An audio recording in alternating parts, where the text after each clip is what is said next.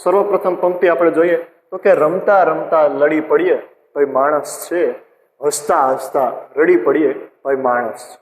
કવિ આ પંક્તિમાં માણસની વાત કરવામાં આવી છે કે માણસ છે એનો સ્વભાવ કેવો અણધારેલો હોય છે, જે પરિવર્તનશીલ હોય છે.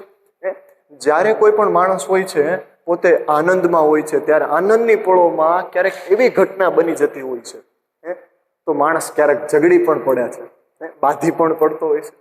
અને વળી ક્યારેક પોતે ખુશી હોય છે, રાજી હોય છે, ક્યારેક એવું એને યાદ આવી જતી હોય, એવી ઘટના યાદ આવી જતી હોય છે કે જે ઉદાસ પણ થઈ જતો હોય છે, એટલે કે રડી પણ પડતો હોય છે. આપણે એને બાળકો ઘણીવાર એવી આપણને ઘટના યાદ આવી જતી હોય છે તો આપણે ભાવુક થઈ જતા હોય છે, આપણે રડી પણ લેતા હોય છે. એટલે અહીંયા આ પંક્તિની અંદર માણસની જે સ્વભાવ છે એ કેવો અણધારેલો છે કે ગમે ત્યારે પરિવર્તનશીલ છે એની વાત કરવામાં આવેલી છે.